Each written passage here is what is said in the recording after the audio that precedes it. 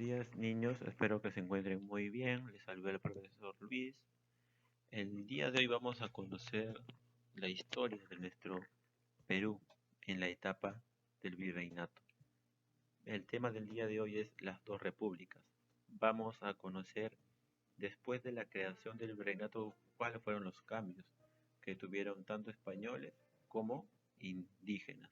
Y también no hay que olvidarnos de los esclavos. Para ya comenzar la clase de niños, ahora vamos a ver qué es lo que ocurría en el aspecto social, en el virreinato, porque con la creación del virreinato cambia totalmente todo. Sobre todo, el virreinato cambia cuando el virrey Francisco Toledo va a ingresar a gobernar. Pero en este caso, vamos a ver que cuando se crea el virreinato, se crean también dos repúblicas. Vamos a ver una república de españoles y una república de indios. Ahora, ¿con qué fin se creó estas dos repúblicas? Con el fin de mejorar el control del tributo que le hacían a los indígenas, facilitar la evangelización. Acuérdense que los españoles creían en el Dios de la Biblia, mientras que los indígenas creían en diferentes dioses y sobre todo en el Dios Sol. Y también para facilitar el control del pueblo, es decir, que los españoles tenían miedo de que los indígenas puedan rebelarse y puedan tomar el control nuevamente de su territorio. Pero ahora, la República de Españoles, esta clase era la dominante. Su función principal era apoderarse de la riqueza que tenía nuestro territorio. ¿Por qué? Porque ellos en su país, que es España, la corona vivía una batalla con los moros, es decir, con los árabes, y es por eso que ellos buscaban el dinero, porque acuérdense que los españoles no, no fabrican, ellos eran consumistas, ellos simplemente lo que tenía de riqueza se lo llevaban y ellos compraban, es decir, que malgastaban la riqueza que se llevaban de acá.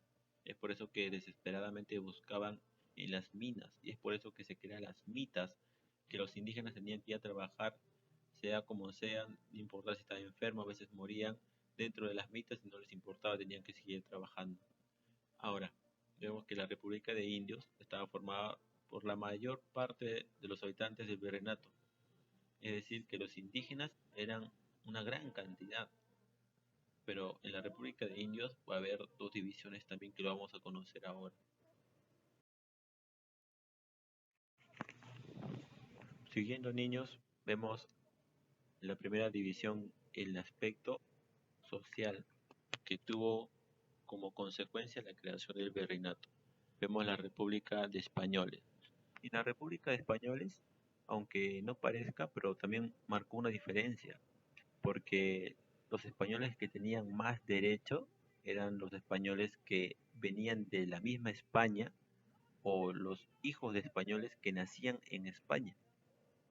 Pero los hijos de españoles o los españoles que estaban aquí en la colonia, en el Perú, eran llamados criollos y ellos no tenían los mismos derechos que los españoles que venían desde la corona.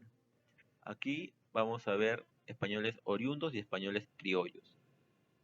Los españoles oriundos son españoles que venían de la misma España y todo español que nacía en España tenía más derecho que un español nacido en América. Y los españoles criollos eran los españoles nacidos en América. Es decir, tenían papá y mamá españoles, pero por nacer en América ya eran españoles criollos. Ellos tenían cargos públicos, pero menos derecho ante un español oriundo. Y en el siglo XVIII, en las reformas borbónicas, perdieron más derecho todavía, porque los Borbones o la dinastía borbónica preferían más a su pueblo que era de la misma España, no a los españoles que vivían en las colonias. Ellos fueron que financiaron la corriente libertadora de San Martín en la independencia. ¿Quiénes? Los españoles criollos.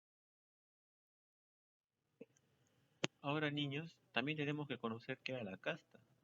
La casta era los cruces raciales que se produjeron entre los indígenas, españoles y esclavos. Ahora, un dato curioso y a tener en cuenta es que los hijos concebidos de estas mezclas de sangre no era reconocido en la República de Indios ni en la República de Españoles.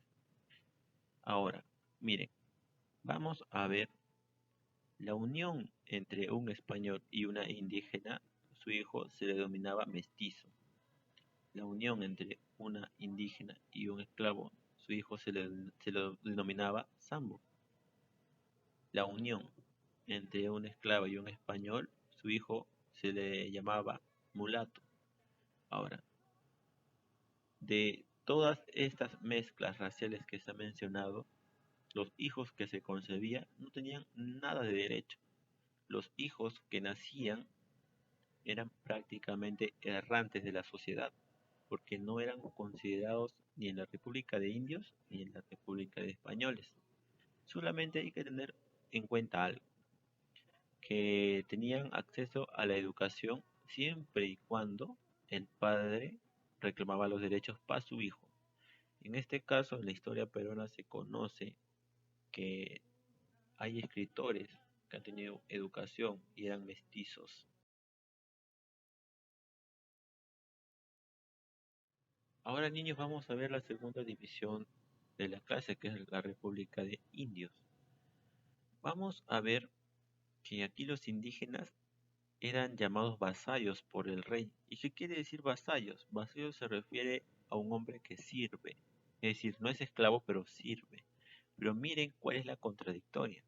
El rey de España les denominaba vasallos, pero los indígenas vasallos no podían ejercer ningún cargo público ni ejercer sus derechos. Y si ellos querían reclamar algo, alguna injusticia, tenía que tener como mediador a un protector de indios, que muchas veces, en vez de protegerlos, los maltrataba porque era un cargo de un español.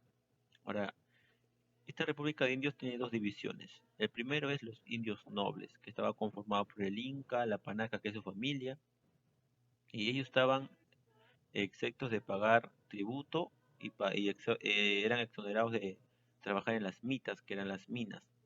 La corona construyó colegios especiales para los indios nobles, es decir, para los hijos del Inca, con su esposa, que era la Coya. Entonces, la corona construye colegios especialmente para esta clase de indios nobles, para que a futuro los que estudiaban puedan servir de mediador. ¿Entre quién? Entre la corona y los indios comunes. Los indios comunes son la gente más baja que existía en la época del Tahuantinsuyo. Entonces, los españoles, sobre todo el rey Carlos, tuvo un plan muy elaborado para poder hacer pensar a los indios, que eran considerados vasallos, tener algún cargo público. Pero eso era mentira, porque ellos no podían ejercer ningún cargo público ni tampoco sus derechos. Y muchas veces eran maltratados, porque los españoles tomaban como esposa, quiera o no quiera, a la hija de quién, de los indios nobles, de la hija del Inca. Niños, vamos a ver ahora la segunda división de la República de Indios. Vemos en este caso que la otra división es los indios del común.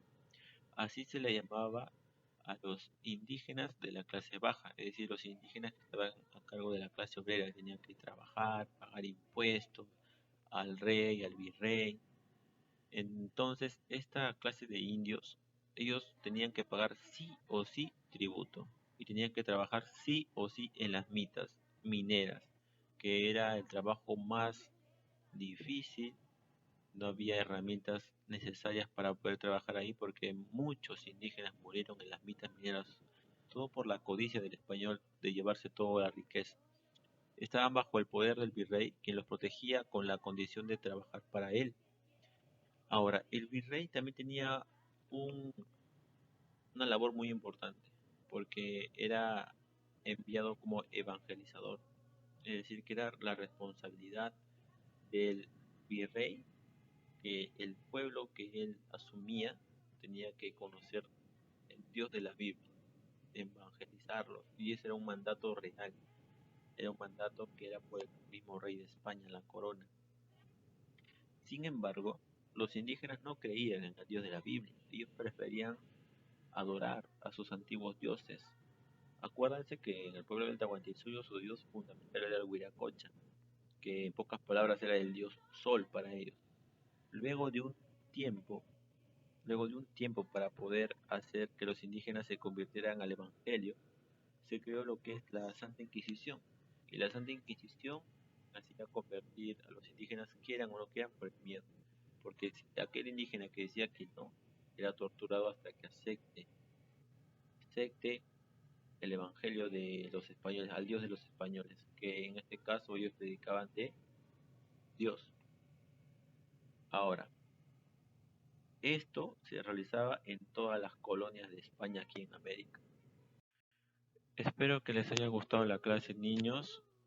Ya nos vamos a volver a ver con otro tema de historia, lo que sigue después de esta historia. Y espero que se encuentren bien en casa, espero que le estén pasando bien con su familia, que Dios los bendiga a ustedes y a su familia. Cuídense mucho.